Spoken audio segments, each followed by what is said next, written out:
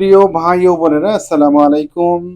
আপনারা অনেকেই আমাদের কাছে একটি কমেন্ট করেছেন যে ভাই, আমরা আমাদের যে দেশীয় মানের যে ছাগলগুলো রয়েছে সেগুলোকে তোতাপুরি পাঠা দিয়ে প্রজনন করানো সঠিক কি সঠিক নয়, এবং কিভাবে প্রজনন করালে সঠিক হবে এবং কেন সঠিক হবে না, সেই প্রশ্নটি আপনারা অনেকেই আমাদের কাছে কমেন্টের মাধ্যমে জানতে চেয়েছেন। আর এজন্যই আমরা আজকে চলে এসেছি উত্তরবঙ্গের সর্ববৃহৎ একটি পাঠা প্রজনন কেন্দ্র, অর্থাৎ এখানে আপনি তোতাপুরি থেকে শুরু করে বিভিন্ন ধরনের পাঠাগুলো পাবেন। আর সেই পাঠাগুলো দিয়ে যখন আপনি প্রজনন করাবেন আপনার ছাগলটিকে, অবশ্যই আপনার ছাগলটি যথোপযুক্ত হতে হবে, তাহলে আপনি প্রজনন করাতে পারবেন। প্রিয় ভাই ও বোনেরা, আপনারা দেখতেছেন যে আমরা একটি দেশীয় মানে ছাগলকে, আমরা কিন্তু এই যে ছাগলের বাচ্চাগুলো দেখতেছেন এগুলোর মা কিন্তু দেশীয়, অর্থাৎ পিওর মানে দেশীয় একবারেই। আর সেগুলো ব্ল্যাক বেঙ্গল জাতের পিওর দেশীয় ছাগলকে আমরা তোতাপুরি পাঠা দিয়ে প্রজনন করার পরে আমাদের যে বাচ্চাগুলো হয়েছে সেই বাচ্চাগুলোর কিন্তু কন্ডিশন বা অবস্থা সেরকম হয়নি।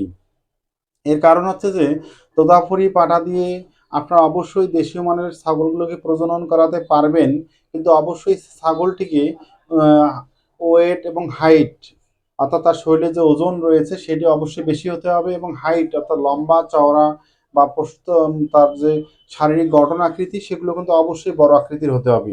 আর না হলে অবশ্যই আপনারা আপনাদের সেই ছাগলগুলোকে এই ধরনের ক্রসবিট জাতের পাঠাগুলো দিয়ে প্রজনন করাবেন। আর আমরা আপনাদের যে তোতাপুরি পাঠাগুলো দেখিয়েছি সেগুলো দিয়ে যদি আপনাদের ছাগলগুলোকে প্রজনন করাতে চান, তাহলে অবশ্যই আপনারা সেই ছাগলগুলো কিন্তু বড় আকৃতির, অর্থাৎ ব্ল্যাক বেঙ্গল জাতের ছাগলের মধ্যে এই ধরনের ছাগল হতে হবে। আপনারা দেখতেছেন যে আমাদের খামারের যে ব্ল্যাক বেঙ্গল জাতের যে ছাগলগুলো রয়েছে সেগুলো কিন্তু অনেকগুলো কিন্তু বিশাল আকৃতির বা অনেক বড় আকৃতির, সেগুলোকে আপনি চাইলে প্রজনন করাতে পারবেন। কিন্তু প্রথমবার প্রজননের ফলাফল কিন্তু সেরকম পাবেন না। অবশ্যই এই ব্ল্যাক বেঙ্গল ছাগলকে তোতাপুরি পাঠা দিয়ে প্রজননের ফলে যে বাচ্চাটি হবে সেই বাচ্চাটিকে যখন আবার আপনি তোতাপুরি পাঠা দিয়ে প্রজনন করাবেন, তখন কিন্তু বাচ্চাগুলোর মান অনেক উন্নত হবেই। অর্থাৎ ক্রমানুসারে দেখার ফলে বাচ্চাগুলোর মান কিন্তু উন্নত হবে। তাছাড়া সরাসরি আপনি যদি আপনাদের ব্ল্যাক বেঙ্গল ছাগলকে প্রজনন করান সেক্ষেত্রেও অর্থাৎ 10 থেকে 20% মাত্র তার বাবার বৈশিষ্ট্য সাধারণত পেয়ে থাকে আমরা দেখেছি।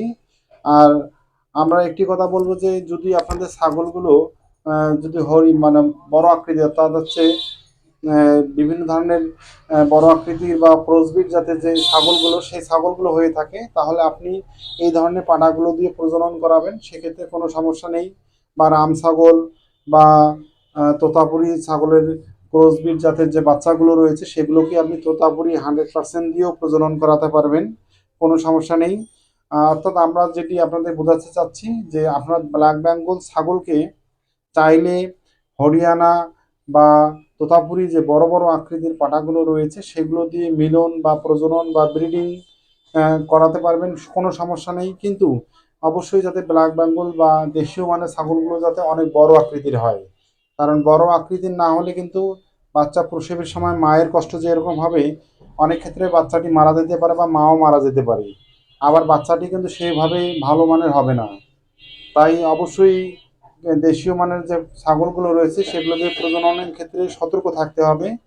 আপনারা দেশীয় মানের ছাগলগুলোকে চাইলে ক্রসবিট জাতের বিভিন্ন ধরনের পাঠাগুলো দিয়ে প্রজনন করাতে পারবেন, কোনো সমস্যা নেই। এখন বিষয় হচ্ছে যে রাম ছাগল বা হরিয়ানা বা কাশ্মীরি এই ধরনের যে ছাগলগুলো সাধারণত আমরা লালন পালন করি সেগুলো কিন্তু সাধারণত গঠন আকৃতি কিন্তু অনেকটা বড় হয়ে থাকে।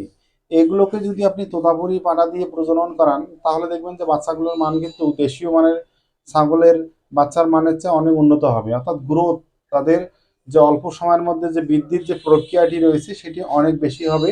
অর্থাৎ অল্প সময়ের মধ্যে আপনার ছাগলটি দ্রুত বড় হয়ে যাবে, এবং সেখান থেকে আপনি কিন্তু অবশ্যই বছরে দুবার আহ, বাচ্চা পাবেন। ছাগল হতে যেভাবে সেভাবে অল্প সময়ের মধ্যে আপনি ছাগলটাকে বেশি দামে বিক্রয় করতে পারবেন। আর আমাদের যে দেশীয় ব্ল্যাক বেঙ্গল ছাগলগুলো আমরা লালন পালন করে থাকি সেগুলো কিন্তু আমরা সাধারণত বড় আকৃতির পাঠাগুলো দিয়ে প্রজনন করাই না, অর্থাৎ তোতাপুরি দিয়ে করাই না। আমরা এগুলোকে সাধারণত দেশীয় মানের ক্রসবিট জাতের যে পাঠাগুলো রয়েছে সেগুলো দিয়ে সাধারণত মিলন ঘটিয়ে থাকি, কারণ বাচ্চার গুণগত মান সাধারণত এগুলোতে ভালো হয়ে থাকে। আর দেশীয় মানের ছাগলগুলোর মধ্যে যেগুলো ক্রসবিট হয়ে উন্নত জাত তৈরি হয়েছে, অর্থাৎ তার মা ছিল দেশীয়, তার বাচ্চাগুলো ক্রসবির হয়ে বড় আকৃতির হয়েছে, সেগুলোকে আমরা জাত উন্নয়নের ক্ষেত্রেই বড় বড় যে পাঠাগুলো রয়েছে তোতাপুরি, সেগুলো দিয়ে আমরা অনেক ক্ষেত্রে প্রজনন করিয়ে থাকি। কিন্তু এরপরেও আমরা তার যে শারীরিক যে বৈশিষ্ট্যটি রয়েছে সেটি আমরা অনেক ক্ষেত্রে লক্ষ্য করে থাকি। প্রিয় ভাই ও বোনেরা, প্রজনন পরীক্ষাটি একটি গুরুত্বপূর্ণ পরীক্ষা আমাদের ছাগলের সেক্টরে। অবশ্যই আপনারা ছাগলের জাত উন্নয়ন এবং ছাগল থেকে প্রফিট লাভ করার ক্ষেত্রে অবশ্যই সঠিক প্রজনন করাবেন। যদি সঠিক প্রজনন সম্পর্কে আপনার ধারণা না থাকে, তাহলে অবশ্যই আপনারা এই বিষয়গুলো ধারণা রাখবেন বা যা রাখার জন্য বিভিন্ন ধরনের প্রশিক্ষণ গ্রহণ করবেন। তাহলে দেখবেন যে আপনি ছাগল হতে সর্বোচ্চ পরিমাণে প্রফিট লাভ করতে পারবেন। প্রিয় ভাই ও বোনেরা, আপনাদের যদি আমাদের এই রাকিব অ্যাগ্রো ইউটিউব চ্যানেলের প্রতিবেদনগুলো ভালো লেগে থাকে, তাহলে অবশ্যই আপনারা আমাদের চ্যানেলটি সাবস্ক্রাইব করবেন, বেল বাটনটি ক্লিক করে আমাদের সাথে থাকবেন। আমরা সুন্দর সুন্দর প্রতিবেদন নিয়ে হাজির হব। অবশ্যই সঠিক প্রজনন আপনার ছাগলের জাত উন্নয়নে সবচেয়ে বেশি ভূমিকা পালন করে। আপনাদের সকলকে ধন্যবাদ। আসসালামু আলাইকুম।